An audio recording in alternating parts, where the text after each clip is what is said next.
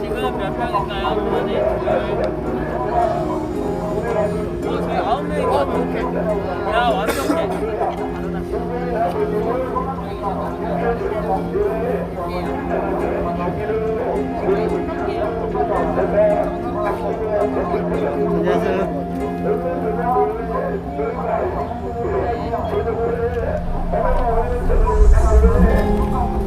네, 여러분 안녕하십니까?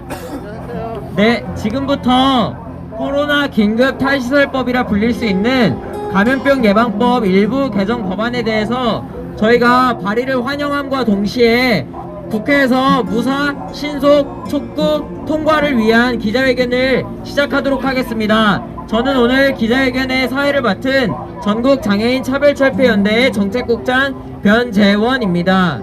네, 오늘 기자회견의 배경은 아래와 같습니다.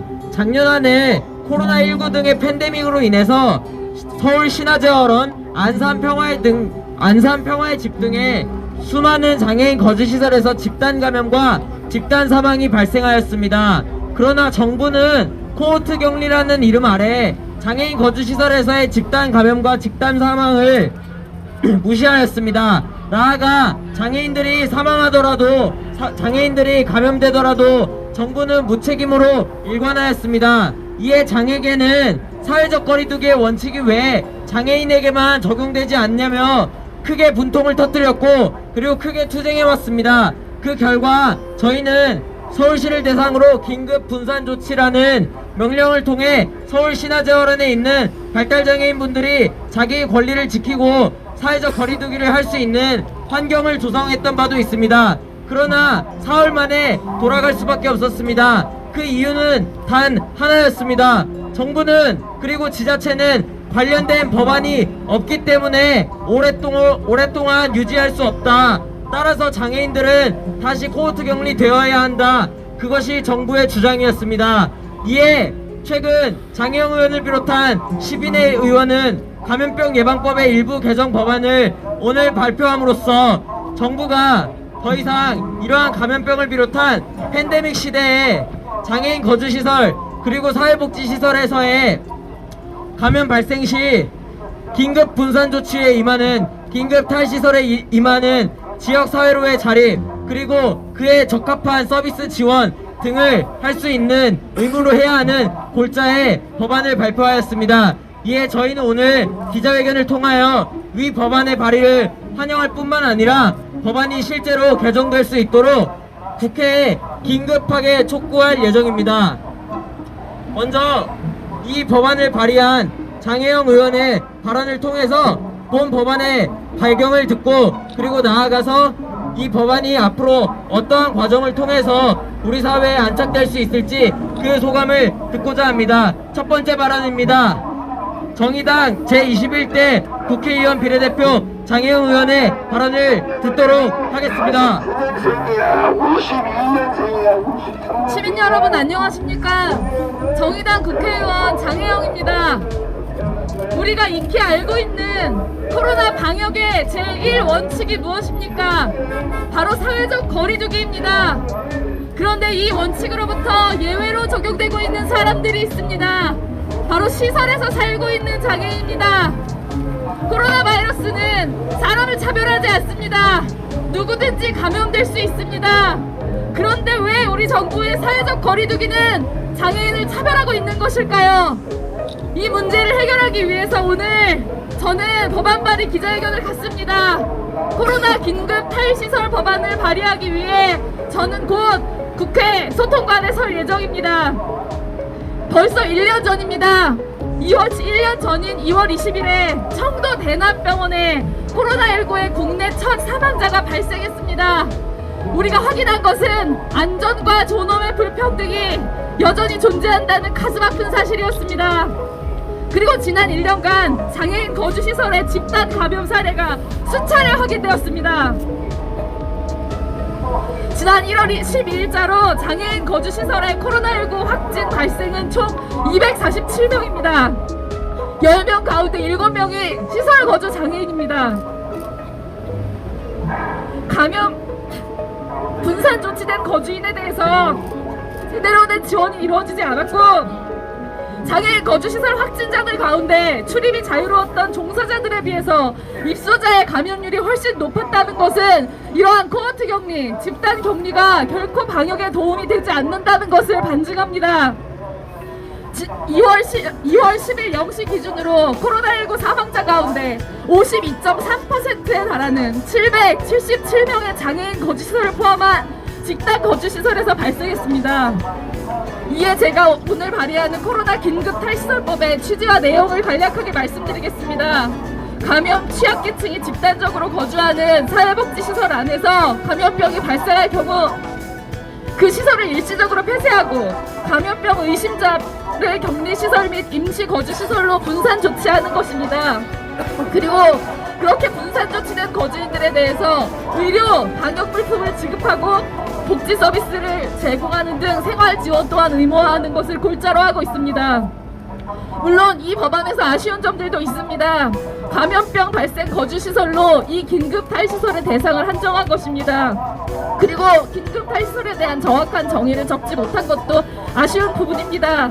그러나 이 부분은 이미 발의되어 있는 장애인 탈시설법에 대한 폭넓은 논의를 통해서 정확하게 해나갈 수 있을 것이라고 생각합니다. 지금 무엇보다 중요한 것은 단 하루라도 빨리 이 긴급 탈시설 지원에 대한 법적인 근거를 만들어서 더 이상 정부와 지자체가 법령이 없어서 못한다, 기준이 없어서 못한다 이렇게 핑계대지 못하게 만드는 것입니다.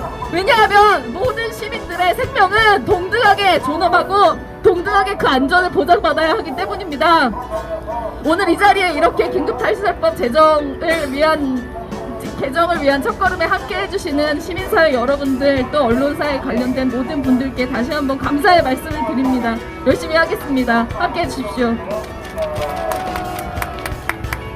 장혜영 의원의 발언과 마찬가지로 정부는 지금도 사회적 거리두기를 원칙으로 하고 있습니다. 그러나 장애인 거주시설은 그럴 수 없는 상황입니다. 장애인 거주시설만은 예외적으로 사회적 거리두기가 아니라 집단 동일 격리를 시키고 있습니다.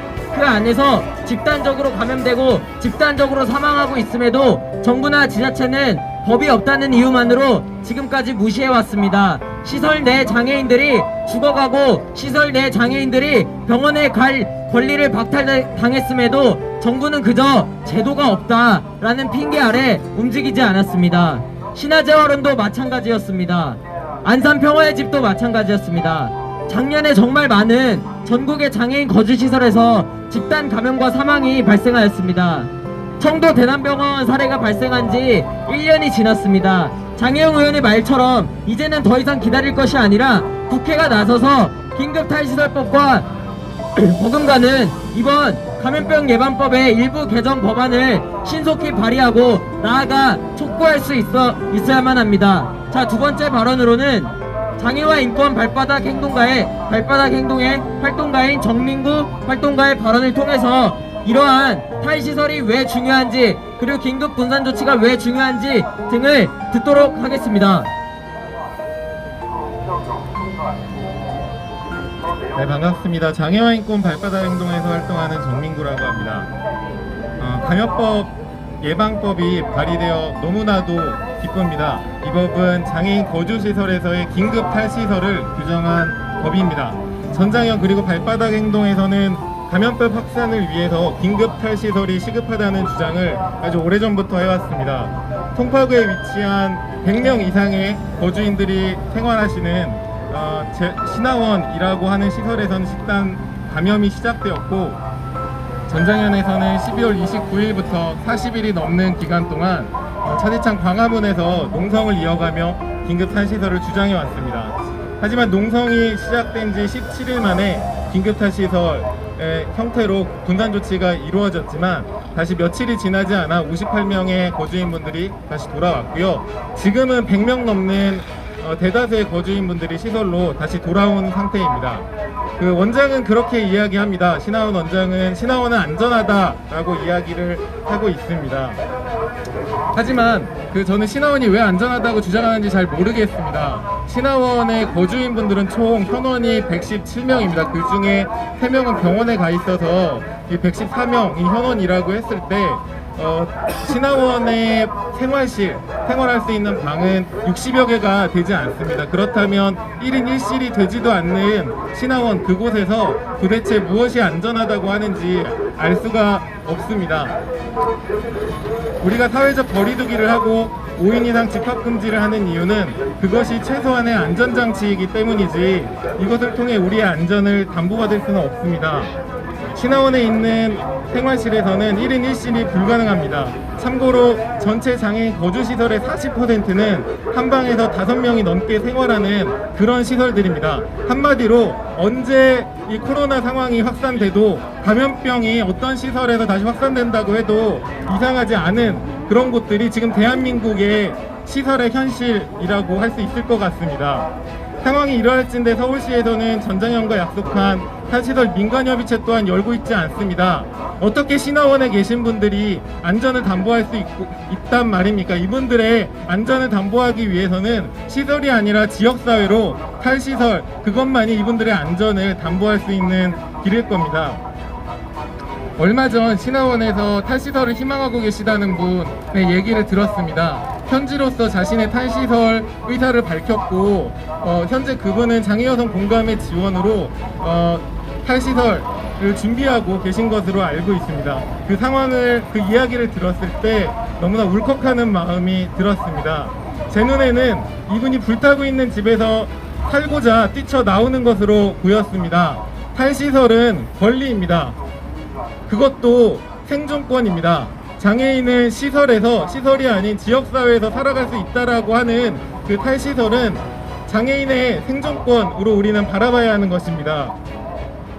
저와 함께 장애인권 교육을 하셨던 장애인 당사자분이 한 분이 계셨습니다. 이분께서는 가족에게 짐이 되기 싫어서 자발적으로 시설에 입소했다고 늘 말씀하셨습니다. 하지만 저는 이것이 자발적 입소로 보이지 않았습니다. 최소한 자발적 입소라고 부르기 위해서는 다른 선택지가 있어야 했습니다. 하지만 이분이 자발적 입소라고 얘기했던 이유는 가족들에게 짐이 되기 싫어서였습니다. 가족들에게 짐이 되기 싫어서 시설에 가는 것이 어떻게 자발적 입소라고 할 수 있단 말입니까? 이것은 강요된 선택입니다.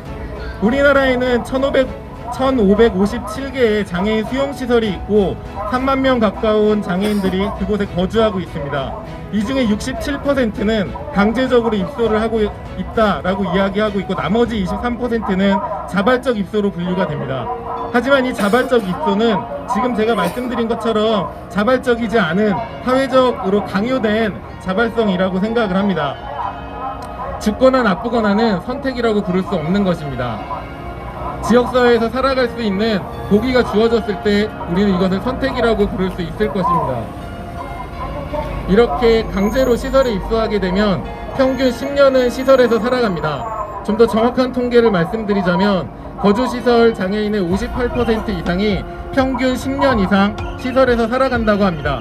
이렇게 강제적으로 들어간 곳에서 10년 이상 살아야 하는 것, 그것이 지금 시설 생활을 하고 있는 장애인의 현실인 것입니다. 나이 63세, 몸무게 42kg, 폐쇄병동 생활 20년, 누구의 이야기인지 아십니까? 청도 대남병원에서 발견된 최초의 코로나19 확진자 분에 대한 이야기입니다. 이분이 의미하고 있는 몸무게 42kg, 폐쇄병동 생활 20년, 나이 63세라고 하는 게 대한민국 시설의 현주소를 상징하고 있다고 생각합니다. 작년 12월 10일 세계장애인의 날 탈시설 지원법이 발의되었습니다. 그리고 올해 4월 20일은 대한민국이 정한 장애인의 날입니다. 탈시설 지원법을 4월 20일 대한민국 장애인의 날에 맞춰 제정할 수 있었으면 좋겠습니다. 그리고 지금 우리가 발의한 이 감염법 예방법 역시도 제정될 수 있었으면 좋겠습니다. 그래서 긴급하게 시설에 계시는 분들이 모두 탈시설하고 지역사회에서 행복하게 살아갈 수 있을 때 우리 사회의 사회적인 약자들, 그 누구도 소외되지 않는 삶을 살아갈 수 있는 대한민국이 될 수 있을 거라고 생각을 합니다. 발언 구호 하나 외치고 마무리하도록 하겠습니다. 긴급 탈시설은 생존권이다. 장애인 생존권 보장하자.